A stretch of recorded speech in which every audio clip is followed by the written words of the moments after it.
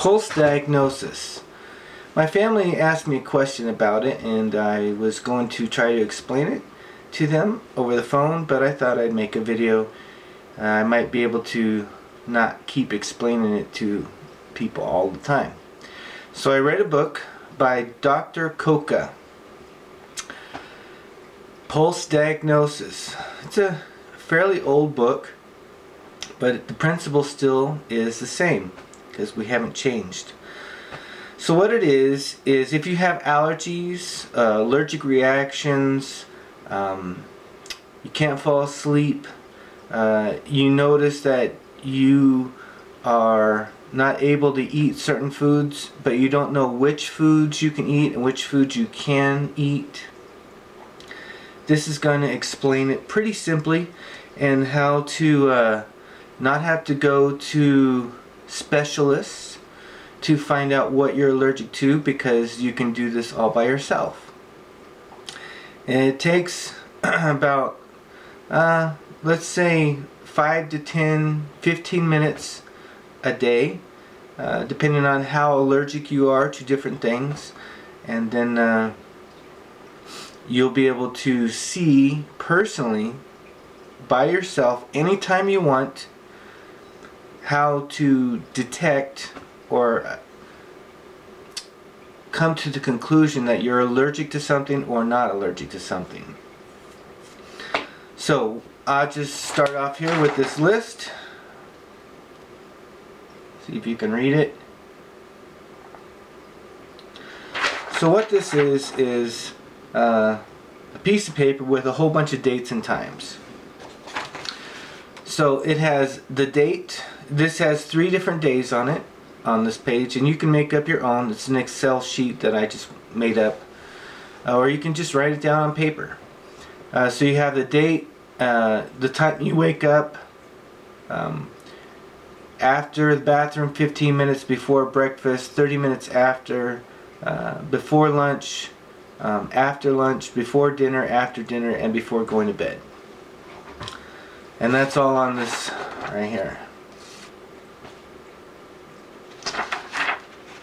So how pulse diagnosis works. You got your pulse, you can take it here on your wrist, and you can feel it. And you want to do the timing of it for 60 seconds. Don't break it up into 15 and then multiply it or anything like that. Do it for a full minute. You can also do it here. You can feel your pulse. So you have a stopwatch or any kind of clock that you can read 1 minute.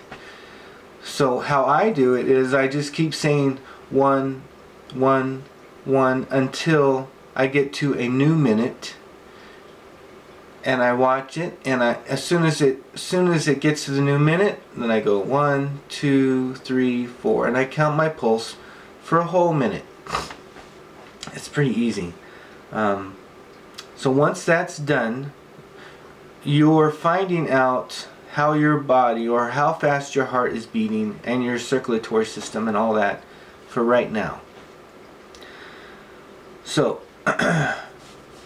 what you want to find out is after a week or two, let's say 2 weeks, 14 days, that's what the book says, Dr. Coca, is you want to find a baseline. So let's say you wake up in the morning in your bed, and your pulse is, let's say, 65. That's about an average, I would say. Now if you're an athlete, this is going to be lower because your heart is good, and your arteries and your vessels and everything pumps air and oxygen all the time because you do exercise, and maybe you're a runner. Maybe your pulse would only be 50 or 45. Everybody's is a little different. But you want to find this baseline. So once you find the baseline, let's say you wake up and let's say it's 65. Alright? So you take your pulse while you're laying in bed. And that'll tell you a couple things. We'll get to that in a little bit. But baseline. Okay, so 65. Now you wake up, you start moving around your room and things like that, and it goes up maybe to 70, 72, something like that, just because you're moving all of a sudden. Your heart is pumping. Alright, So let's take this list a little bit at a time. So you wake up 65. Now you go to brush your teeth, put your deodorant on, makeup, hairspray, whatever. Now you take your pulse 15 minutes later. It should still be around, let's say 70, 72. Now if it jumps up to 100 or 110, your pulse, then you're allergic to. Your body's telling you, I don't want this. And you're allergic to that item in your getting dressed, getting fixed up. So maybe it's your deodorant. Maybe your deodorant has aluminum in it because it's antiperspirant. And you only want to use deodorant, really. But let's say it's antiperspirant and you're allergic to that kind of deodorant. Your heart rate will go up. So what you want to start doing is a process of elimination. So you start next morning, try not using deodorant. Or maybe it's your toothpaste. Toothpaste has fluoride in it or mint in your toothpaste, and you're allergic to the mint in the toothpaste. So you're eliminating certain things through time so that your heart rate doesn't jump way up. Okay, so now you're going to go to breakfast. So let's say nothing in your bathroom amenities caused your heart rate to go up. Now you got to give your body like 15 minutes to shoot up. So let's say it doesn't shoot up at all and it's still around 70. So now you have breakfast and you have bacon and eggs and muffins and let's see, hash browns, whatever, or cereal. So let's say bacon and eggs with buttered bread and jelly on it. So you take your pulse after breakfast, about 15 minutes or 15-30 minutes, and your pulse goes way up. So now you know you're allergic to something in your breakfast. So then you take parts of your breakfast apart, and the next couple days you say, okay, I'm going to see if I'm allergic to bacon. So you take bacon, you eat it, and you wait. And take your pulse. If your pulse goes up, you're allergic to it. And then you eliminate that from your diet. Now if it doesn't go up, let's say you eat bacon and eggs and muffins and your pulse doesn't go up at all. Well, then you're not allergic to anything you ate. So now let's say you had jelly on your toast and you figure out that the jelly you're allergic to it. Now maybe it's strawberry. Maybe you're allergic to the strawberries. Try grape jelly. Try marmalade. Try different things. Take your pulse. See if it goes up.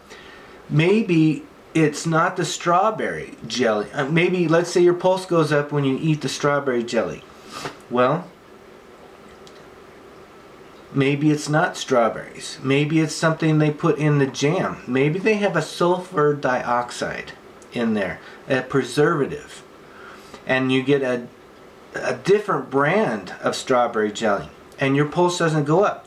Well, then you start breaking it down and you look at the ingredients and you find out, hey, you know what? This company makes this product with a sulfur dioxide. And apparently my body doesn't like that. So you'll notice that in different foods that you eat, maybe it's dried apricots. Now these apricots, a lot of dried food, they add sulfur dioxide to, and you're allergic to that. So you can narrow it down that your body's allergic to certain things by your pulse. Alright, so you do the same thing with, now dinner comes along, so you're going to take your pulse 30 minutes before dinner. You're going to eat dinner, maybe you eat steak and potatoes and onions and a piece of bread. Okay, so you eat that and your pulse doesn't go up, or let's say it does go up. Well, maybe you now you got a whole new thing that you write down on your list. What you ate, how you made it, did you use butter? Did you use a rosemary as an ingredient? Did you use oregano? So you can say, yeah, I used this. So next time you make it just a little bit different, and you find out, hey, you know what? My pulse didn't go up, or my pulse went up with this when I ate it. So I'm going to take this list of ingredients or items that I ate. I'm going to go over it and see what I can eliminate slowly and figure out if I add oregano to my spaghetti tomorrow, will my pulse go up? And you can determine if you're, some people say, well, I'm allergic to peanuts. Well, okay, have a handful. I mean, if you know, you know, but don't.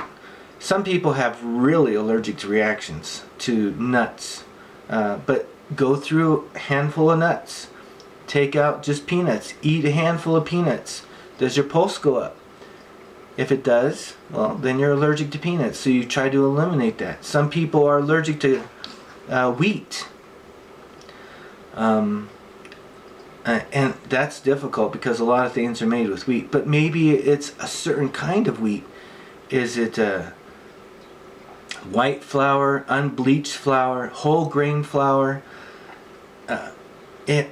Make your own breads. See if when you make a bread, you add your own yeast. Maybe you're allergic to yeast. Maybe you would be doing better with a sourdough starter. So you're experimenting. So when, like me, I have a hard time eating or drinking fruit juice. I come to the conclusion that when I drink orange juice, my pulse goes way up. I don't know why, but I just eliminate that from my diet, and then my body starts working better. Now some people are real skinny or real fat or not right in between. And what Dr. Coca has found through clinical treatments and a whole process of doing this is, let's say you're too skinny. Well, maybe you're allergic to something and your body's rejecting it, and that's what you grew up on, that food. So when you start eliminating these things that you're allergic to, then you'll be able to find what to eliminate. And once you eliminate these things, your body will find a homeostasis, a balance, and it will come back to that. So you'll actually, if you're too skinny, you'll start gaining weight. If you're too fat or overweight, then your weight will slim down because your body's not trying to fight these poisons or toxins to your specific body. Now, one of these things here is take your pulse before going to bed, and then take your pulse when you wake up. So let's say you had a whole day and you're going to bed and your pulse is 120. You're not going to be able to fall asleep. So you got to figure out, well, why is my pulse so high before I go to sleep? Well, what did you eat for dinner? Maybe you're eating something too late in the day. Maybe you shouldn't eat after 7 p.m. If you're going to go to bed at 9, because your body has to assimilate and digest. Now let's say your pulse is 70 again, or 75 when you go to bed. So let's say you wake up and your pulse is 120, and you're like, how can my pulse be 120 when I wake up? Well, I'll tell you. So if your bed is dirty, or your room is dirty, or you have like dust mites in your room, or bed bugs, or let's say you're using a laundry detergent that you're allergic to, how are you going to know? Well, maybe your pulse is high all the time and you can't figure out, I wake up all day long, my pulse is 100 to 110. Well, maybe it's your laundry detergent. Maybe it's the soap you're using when you shower. And when you wake up and your pulse is high, well, then you're allergic to something in your room, because your pulse should be at a rested state. So you got to think and say, why am I waking up with my pulse so high? Maybe it's a sheet. Maybe your bed sheet is synthetic, and all you can use is cotton sheets. So switch it up. Change it for 5 days and see if your pulse goes down. If your pulse is high and you think it's your laundry detergent, there's laundry detergents that are anti-allergenic. Try that out. Maybe you have a air softener or an air purifier or an air freshener in your house that you plug into your wall. Maybe it has cinnamon scent to it. Well, maybe you're allergic to cinnamon. So it's this process of elimination that you have to keep going through and eliminating things, finding out when you go out to In-N-Out. Okay, you have a hamburger, french fries. Take your pulse before, take your pulse after. Now, maybe you do fine and your pulse doesn't go up past 70, 75, 80. Let's say you eat at In-N-Out and your pulse goes up to 80. That's fine. 82, 10, 15, not too bad. But if it's going up from 70 to 100 to 110, 120, then you know you're allergic to something there. I'm allergic to the french fries at In-N-Out. I don't know why. But you can do it with McDonald's, Burger King, Red Ruby's, any restaurant that you're going to. And so you eat a meal, take your pulse, figure out what was in that meal, and then you eliminate the bad things. It just takes a little time. So basically, that's how you do it. I'm trying to think if there's anything else that I learned. Just remember to keep a record for a couple weeks. Write it down. It's real easy to do. It's free. You don't have to pay anybody to do this. If you really want to know what you're allergic to, this is the free, easy, simple way to find out what your body needs at the right time. And once you start eliminating these things, you will feel much better. You will sleep. You will wake up refreshed. And your whole day will be better. And you can share this with your friends. Doesn't have to be this video, just the information.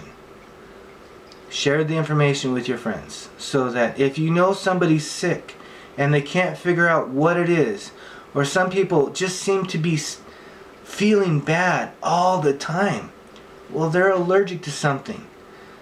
Share this information with them. Say, hey, I know it sounds silly, it's free. Some people, if they don't pay money for it, it doesn't work. Well, it does work. And it will help your body resist certain things. I think that's about it. I hope you guys stay healthy, stay well, find out what you're allergic to and eliminate it from your diet.